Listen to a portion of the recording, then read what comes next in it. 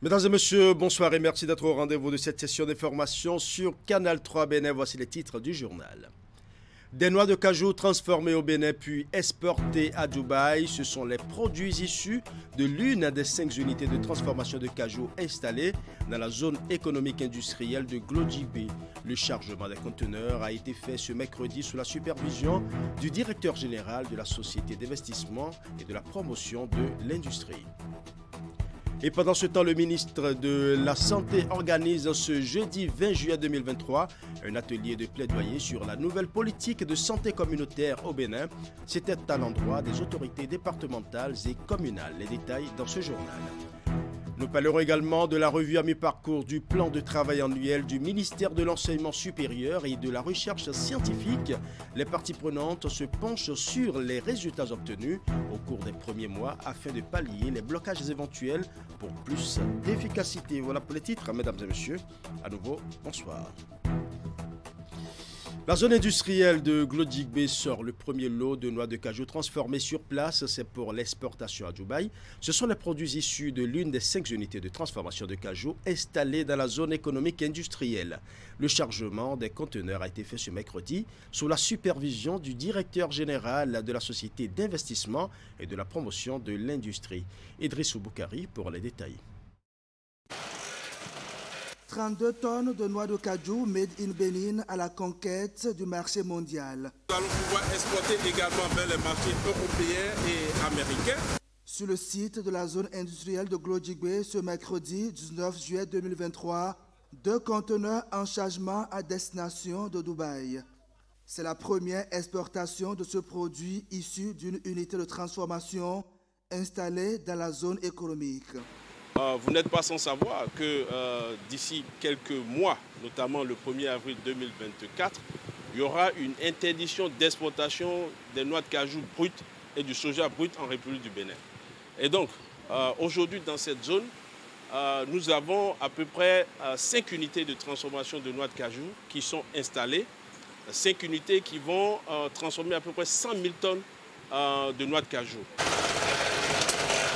Dans la chaîne de chargement des conteneurs, le directeur général de la Société d'investissement et de la promotion de l'industrie qui s'implique personnellement. Grâce à la mise en place de la zone industrielle de Glodjibé, le Bénin n'exportera plus ses noix de cajou de façon brute puisque l'expertise de transformation sur place y existe désormais et présente plusieurs avantages pour le Bénin. En termes d'impact environnemental, nous avons une réduction de l'empreinte carbone, notamment nous n'aurons plus le trajet que suivent les matières premières brutes, c'est-à-dire les noix de cajou du Bénin vers l'Asie et ensuite de l'Asie vers l'Europe et les États-Unis. Donc nous aurons un seul trajet, notamment le trajet Bénin en direction des marchés européens, américains et asiatiques. En plus de tout ça, nous allons créer de la valeur. Vous savez, l'Afrique est responsable de 67% de la production de noix de cajou brute annuellement. Et seulement 6% de cette production est transformée. Au Bénin, nous produisons à peu près 200 000 tonnes de noix de cajou et nous avons une capacité de transformation installée d'à peu près 40 000 tonnes. Sur ces 40 000 tonnes, seulement 20 000 tonnes sont effectivement transformées. Mais désormais, nous allons inverser cette tendance et donc dans cette zone, nous allons pouvoir transformer à minima 100 000 tonnes de noix de cajou et nous allons progressivement augmenter la capacité de transformation de cette zone à 200 000 tonnes par an. L'engagement pris par le chef de l'État, Patrice Talon, de transformer l'économie béninoise en mettant fin à la vente des matières premières agricoles se concrétise progressivement.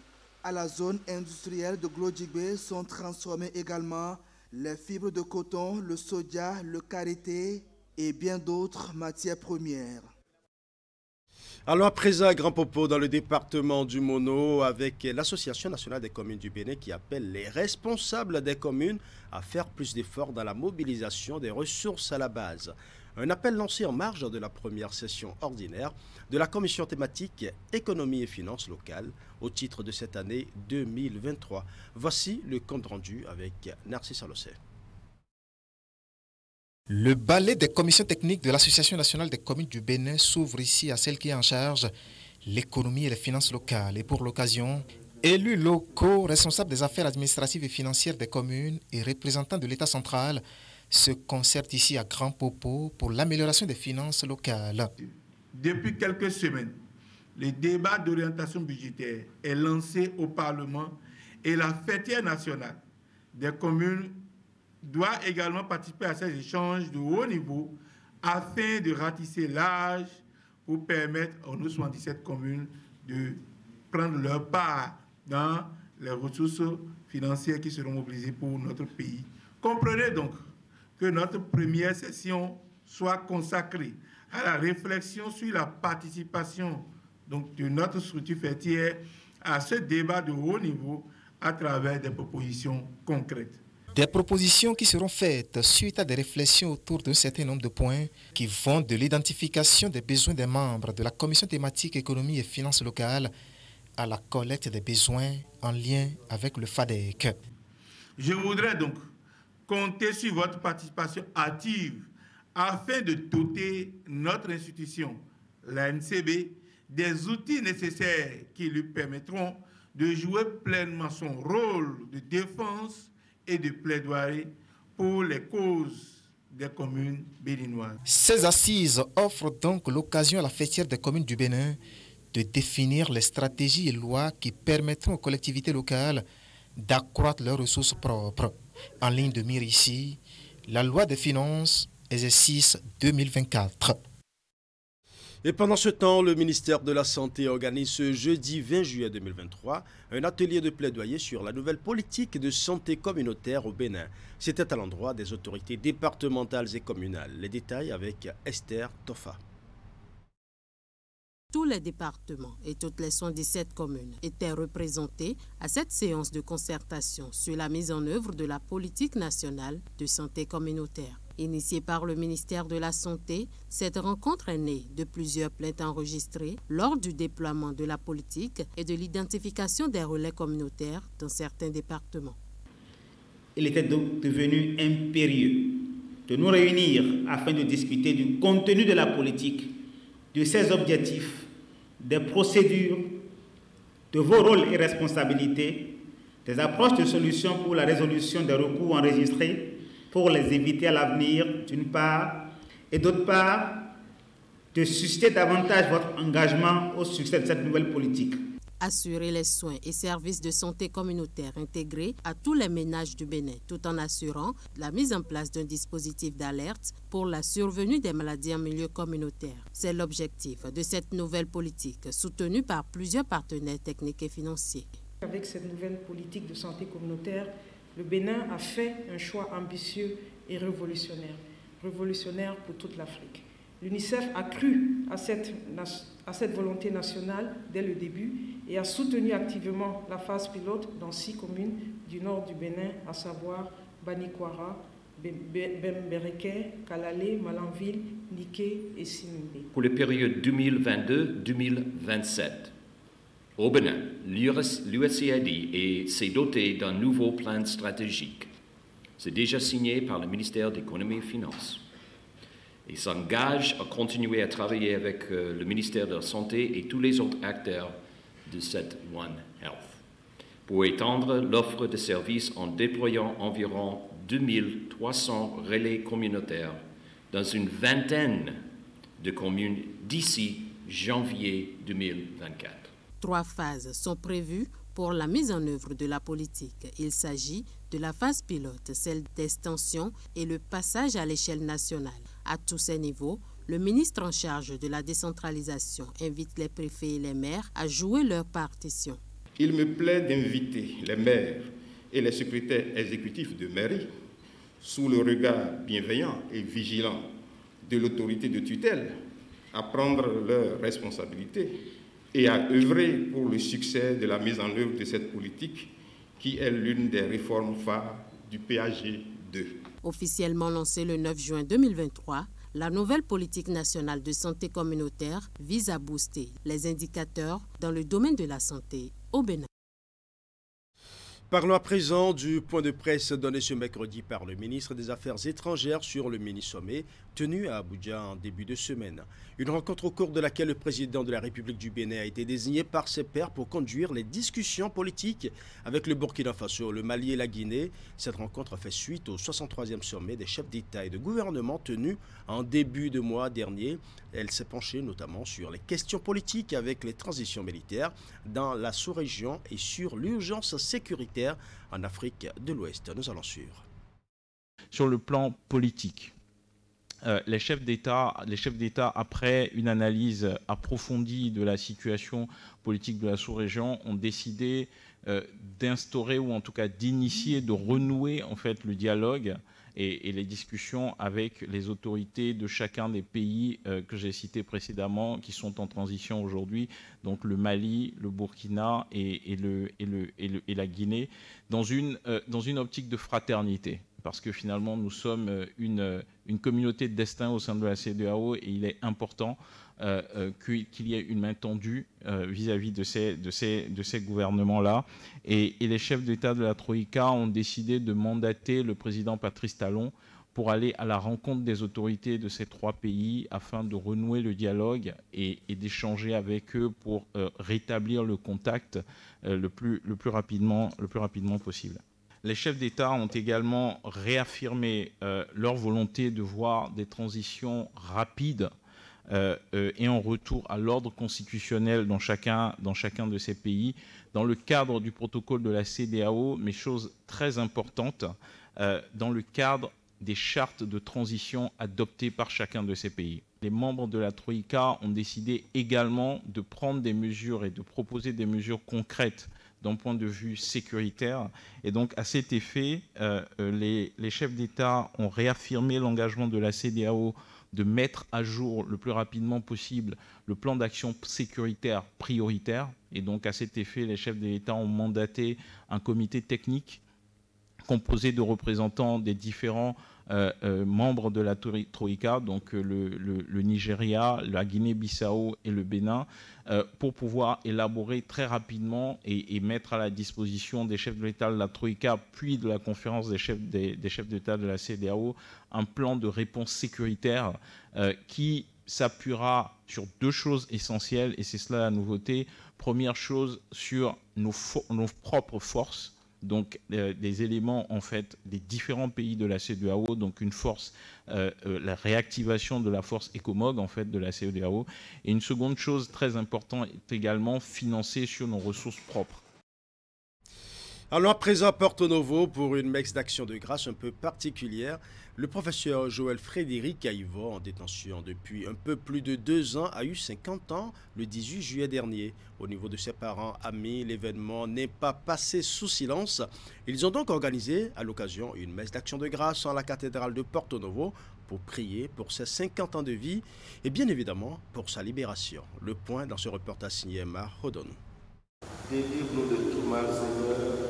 Des parents et amis du professeur Joël Aïvo à la cathédrale Notre-Dame de Porto Novo. Ils y ont demandé cette messe d'action de grâce pour commémorer les 50 ans d'anniversaire du professeur en détention. Sachant qu'il ne peut partager ces moments avec eux, cette messe d'action de grâce était l'occasion pour ses parents et amis de s'unir d'intention avec lui et prier le Seigneur pour que rapidement il recouvre sa liberté.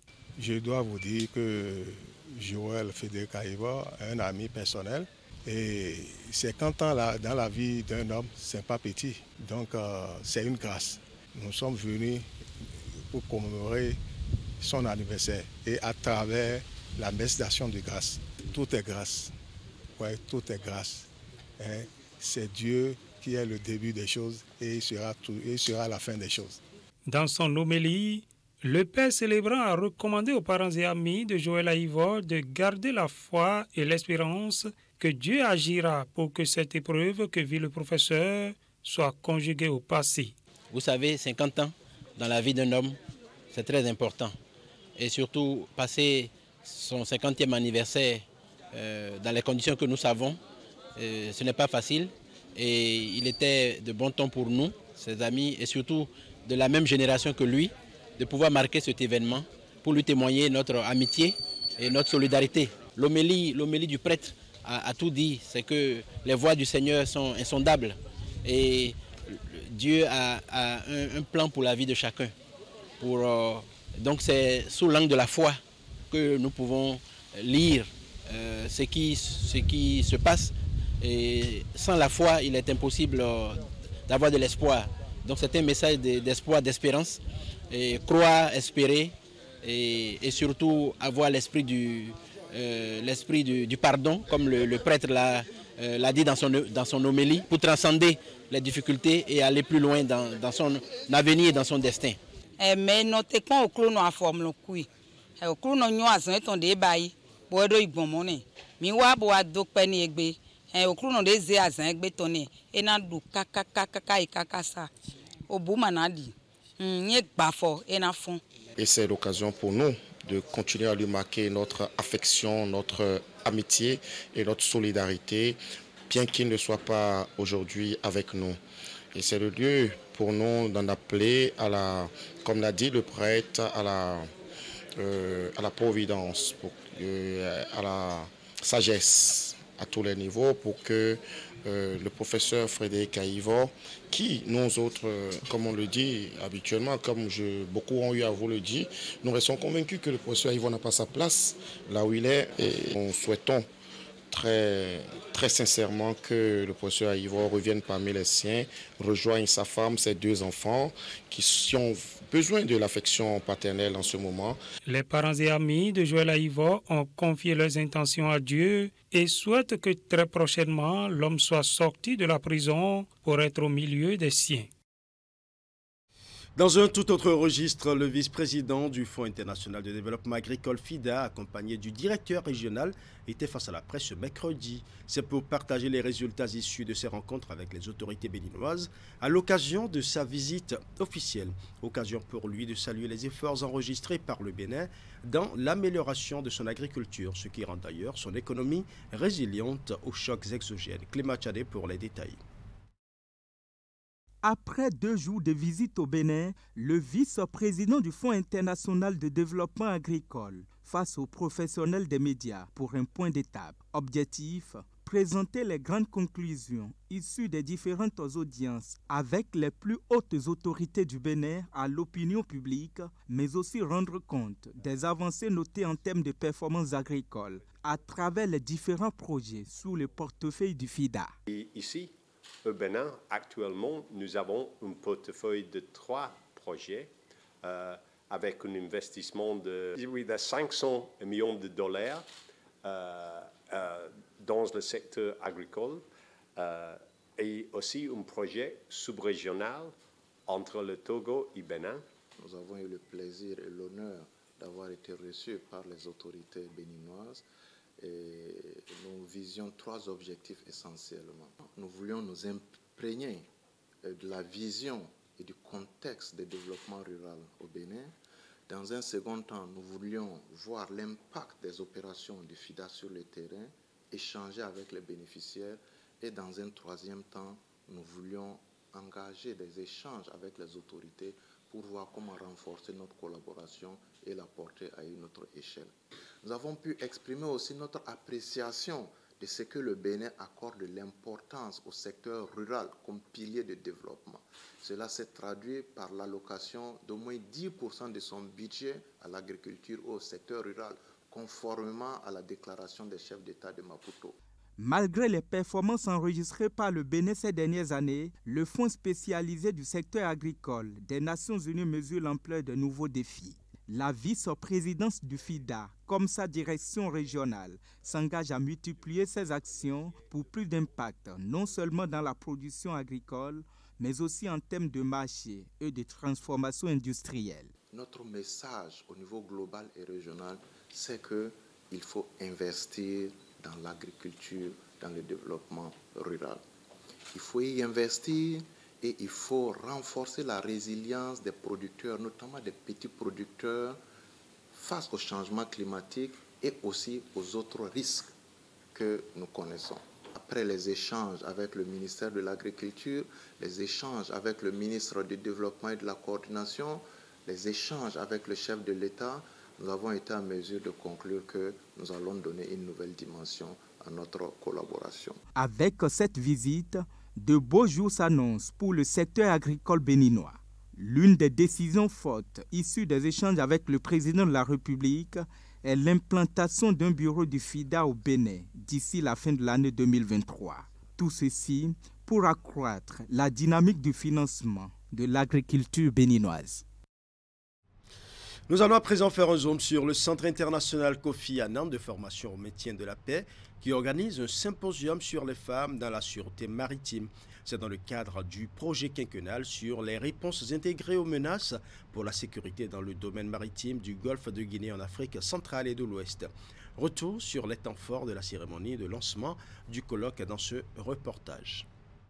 Mobilisation des contributions des femmes à l'économie bleue dans le golfe de Guinée, telle est la thématique qui réunit dans cette salle les acteurs de cet espace maritime et ceux de la société civile. Ces assises interviennent dans un contexte de sous-représentation de la gente féminine dans le secteur maritime. Le but visé est alors de contribuer à la réflexion sur le renforcement du rôle, de la participation et de la représentation des femmes dans la prise de décision dans le domaine maritime, avec pour finalité le développement de l'économie bleue. Le secteur maritime se caractérise traditionnellement pour une prédominance masculine.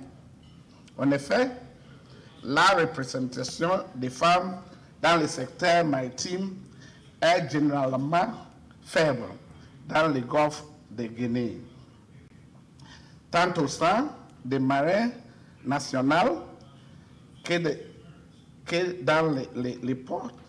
L'agent d'administration maritime et l'industrie de la pêche. Les femmes sont confrontées de nombreux défis quant à leur rôle, leur représentation et leur participation à la prise de décision. Le présent symposium a pour objectif de trouver les voies et moyens pour inclure ou encourager plus de femmes à s'intéresser au domaine maritime, qui n'est pas du tout l'apanage des hommes. Le CIC, à travers sa division de la gouvernance maritime et de la coopération internationale, apportera sa modeste contribution à l'atteinte de cet objectif à court et moyen terme. Pour le préfet maritime, une meilleure inclusion des femmes dans l'économie bleue ne peut qu'impacter positivement ce secteur d'activité. Les femmes ont démontré leur capacité à exceller dans des domaines traditionnellement réservés et dominés par les hommes, que ce soit dans le transport maritime, la pêche, la recherche océanologique ou encore la gestion des ressources marines. En favorisant une plus grande inclusion et en créant des opportunités égales pour les femmes dans l'économie bleue, nous renforçons la durabilité de nos océans, nous favorisons la croissance économique et nous contribuons au développement social et humain de nos communautés. Ce symposium sur les femmes dans la sûreté maritime se veut être un cadre de partage d'expériences. Il est prévu pour durer 2 jours. L'Association nationale des communes du Bénin a tenu du 18 au 19 juillet 2023 la première session de la commission intercommunalité et coopération décentralisée. Les maires, les élus et les cadres communaux ont eu l'occasion de discuter des possibles collaborations entre les experts locaux au profit de la coopération décentralisée. Reportage. Placé sous le thème « Mécanisme de mobilisation de l'expertise locale au profit de la coopération décentralisée », la session qui a mobilisé des maires, des élus, des cadres communaux, des représentants de ministères et structures d'État et des personnes ressources permettra aux participants de définir les mécanismes de collaboration entre les experts locaux, les communes et les intercommunalités au profit de la coopération décentralisée. Il s'agira pour les participants au cours de cet atelier donc, de découvrir l'état des lieux de la coopération décentralisée, l'état des lieux de l'expertise, j'allais dire, au profit de la coopération décentralisée et de définir également des outils que nous pouvons mettre en place pour que pour mobiliser l'expertise locale afin que cette expertise puisse accompagner le développement local à travers la coopération décentralisée et que les intercommunalités également puissent en bénéficier. Voilà. Concrètement, il s'agit de créer des conditions permettant aux responsables communaux et aux experts présents sur leur territoire de se donner la main pour travailler à une mise en œuvre efficace et efficiente des plans de développement communal 4e génération. Un objectif très apprécié par les participants qui n'ont pas hésité à féliciter l'ANCB et son président, Jean-Louis Kasset-Ondi Atokpo, pour avoir vu juste en rappelant à leur attention un outil aussi important que la coopération décentralisée. Oui, parce que nous avons noté vraiment qu'avec beaucoup de choses que nous ne connaissions pas, quand on parle de coopération décentralisée, ce que nous avons aujourd'hui, les communications que nous avons eues et les échanges que nous avons nous ont permis de connaître davantage, de maîtriser un certain nombre d'aspects qui nous échappaient. Et je crois qu'en prenant en compte ce que nous avons tiré comme leçon de ces communications et de ce que nous faisons comme travail aujourd'hui, et nous mettons en œuvre tout ce qui sera proposé comme recommandation, quoique beaucoup de choses vont changer au niveau de nos communes. Abondant dans le même sens, le maire de Tovik et président de commission a, dans son allocution d'ouverture de la cérémonie, a rappelé quelques réalisations à mettre à l'actif de la coopération décentralisée. Parlons à présent de la revue à mi-parcours du plan de travail annuel du ministère de l'Enseignement supérieur et de la recherche scientifique. Les parties prenantes se penchent sur les résultats obtenus au cours des premiers mois afin de pallier les blocages éventuels pour plus d'efficacité. Reportage. À la loupe dès ce mercredi, les performances et contre-performances réalisées courant le semestre qui s'achève au ministère de l'Enseignement supérieur et de la recherche scientifique, il est question notamment pour les acteurs de la chaîne de dépenses de soumettre à l'appréciation de l'ensemble des parties prenantes les résultats obtenus au cours de la période. Au 30 juin 2023, les taux d'exécution physique et financière, base ordonnancement, sont respectivement de 28,41% et 30,50% contre respectivement 27,31% et 17,74% en 2022 à la même date. Je vais faire remarquer que les taux d'exécution physique et financière base ordonnancement sont respectivement de 31,50% et 21,51% à la même date en 2021. Il se pose alors un problème qu'il convient de diagnostiquer en vue de trouver des solutions idoines. Il apparaît important que cette session de 2 jours, au cours desquels nous aurons à discuter et à échanger, puisse nous permettre de formuler des recommandations pertinentes dont la bonne mise en œuvre nous permettra d'améliorer les performances de notre ministère, notamment au terme de la gestion 2023. Diagnostiquer pour trouver des solutions idoines qui permettent de lever les goulots d'étranglement à une mise en œuvre plus efficace des projets et programmes prévus au titre de l'exercice 2023. Tel est l'objectif assigné à ces assises qui, au vu des résultats actuels, arrivent bien à propos. Parlons à présent de la 3e édition de l'école d'été sur l'intelligence artificielle. L'ONG Bénin Excellence et son partenaire, la Fondation Vallée, ont réédité leur initiative. Cette année encore, plus d'une centaine de jeunes du Bénin et de plusieurs pays d'Afrique bénéficient de cette opportunité. L'ONG Bénin Excellence œuvre également dans le domaine de la santé en accompagnant l'agence pénitentiaire du Bénin dans la prise en charge médicale des personnes privées de liberté. C'est un reportage signé Idrissou Boukari.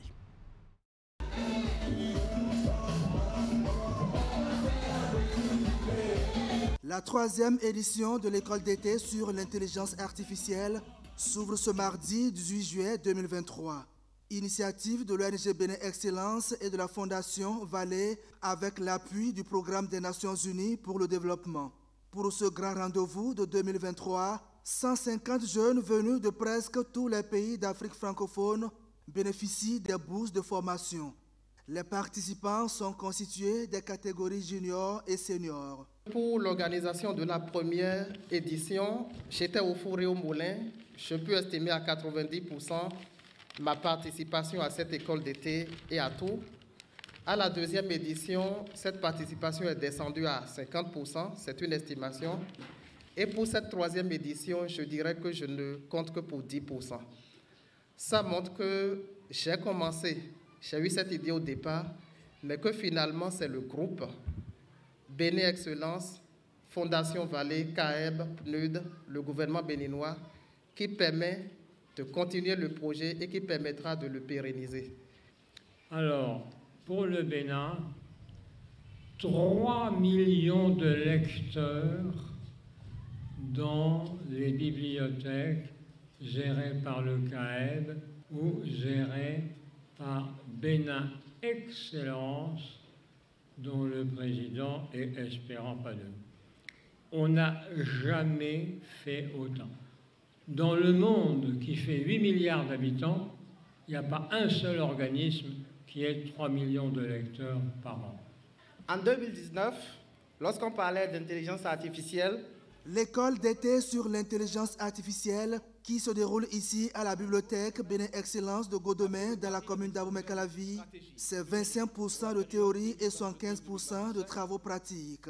La formation prend en compte 3 modules: la programmation, la machine learning et l'électronique embarquée. La particularité de cette école réside dans son caractère pratique, car en plus de différentes notions théoriques, des projets d'application sont prévus pour aider les apprenants à mettre en pratique les notions apprises. Mesdames et messieurs, l'intelligence artificielle revêt un intérêt particulier pour le continent africain, puisqu'elle représente pour lui une opportunité d'entrer dans la compétition mondiale de technologie. À travers cette formation qui va durer 4 semaines, l'ONG Bénin Excellence et la Fondation Vallée donnent ainsi les clés aux jeunes Africains bénéficiaires de ces bourses d'ouvrir les portes d'un nouveau métier généré par l'intelligence artificielle. La Société béninoise d'énergie électrique, avec l'appui des États-Unis à travers le programme Millennium Challenge Account 2, a procédé à l'inauguration d'un poste électrique à Gano, dans la ville de Parakou.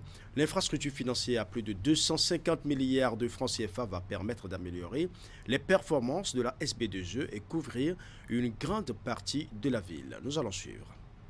C'est le tout nouveau joyau de la Société béninoise d'énergie électrique à Parakou. L'inauguration du poste électrique de la SB2E de Gaanon a été faite ce samedi 15 juillet 2023.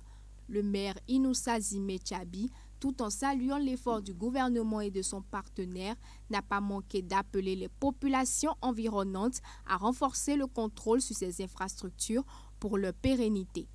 Permettez-moi d'exprimer aux membres du gouvernement, au Millennium Challenge Corporation et à tout le peuple américain mon immense gratitude, celle de toute la population de Parakou, pour ces nouvelles infrastructures essentielles qui contribuent à la sécurisation énergétique de notre ville.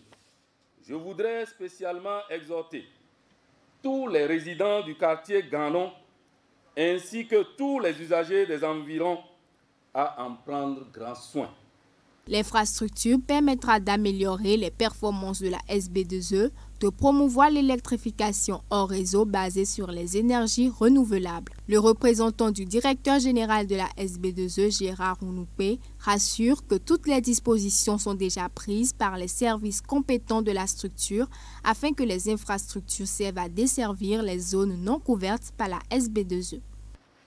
Les nouveaux défis tels que la pérennisation des actifs du compact MCA Bénin 2, la poursuite des travaux de mise à niveau des réseaux existants et l'installation d'équipements intelligents pour migrer progressivement vers le smart grid pour plus de fiabilité sont désormais le credo de la SB2E.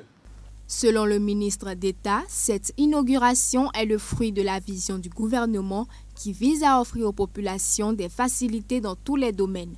Le président du conseil d'administration du MCA Bénin a salué la synergie d'action qui a permis l'aboutissement de ce projet. Nous avons accompagné ces investissements de réformes très importantes pour que, indépendamment de ce qui est visible, qui sont ces infrastructures, les services, donc la disponibilité de l'énergie en quantité et en qualité puisse être assurée. Donc de façon visible et tangible, nous pouvons constater que les engagements pris par le président de la République se sont concrétisés sous nos yeux, notamment à travers ces réalisations du MCA Bénin 2. La piste comprend un tableau moyenne tension pouvant servir toutes les zones concernées, notamment Ndali, Parakou et Tchaourou. Parlons religion à présent avec la deuxième édition de la rencontre annuelle de prière à l'église évangélique La Divine Solution. Le festival lancé ce dimanche va durer 7 jours. C'est l'occasion pour les fidèles et les responsables de l'église de prier et d'invoquer le Seigneur, mais aussi de suivre des enseignements pouvant leur permettre de raffermir leur foi. Le programme concocté pour la circonstance est meublé de plusieurs activités spirituelles, mais aussi de séances de délivrance. Nous allons suivre.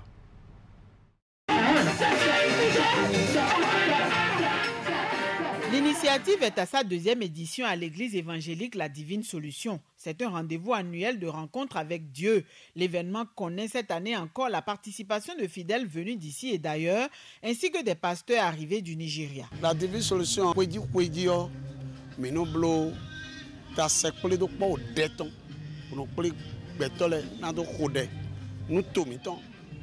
nous mais biwe do kudo deton e me do tagbade janwe na yi deteme ha mais biwe do kudo deton do o dedo pono akan ogbeto to siga do ho sedo mawu bogazo siga do mo la lo dren maouton. Pendant 7 jours, le peuple de Dieu va se conformer à un programme élaboré par les responsables de l'Église en vue de raffermir la foi des chrétiens.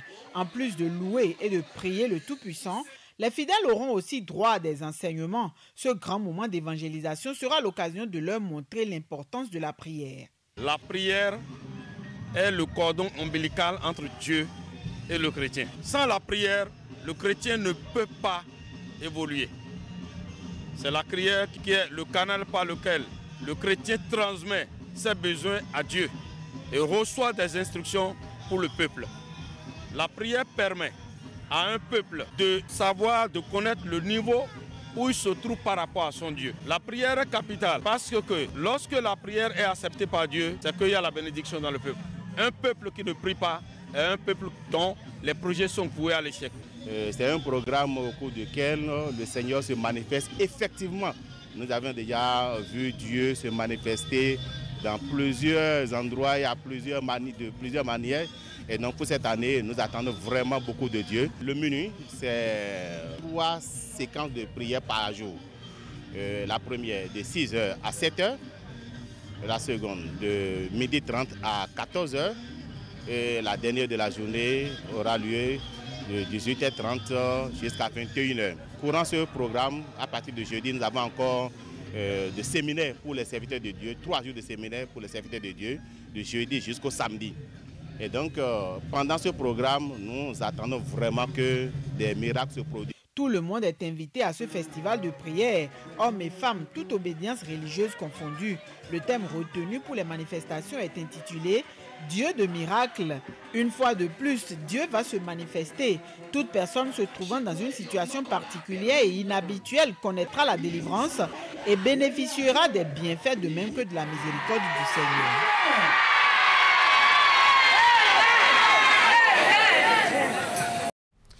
Bientôt, une nouvelle chaîne dans le paysage médiatique béninois, sa dénomination A+ Bénin. C'est le fruit du partenariat entre le groupe Canal+ et l'État béninois. L'objectif est d'offrir aux populations une variété de programmes de divertissement riches et grand public qui reflètent l'image du pays. En attendant le lancement officiel, l'annonce est faite ce mercredi 19 juillet 2023 à Cotonou. Reportage. Regardez bien, vous allez vous familiariser bientôt à ces couleurs.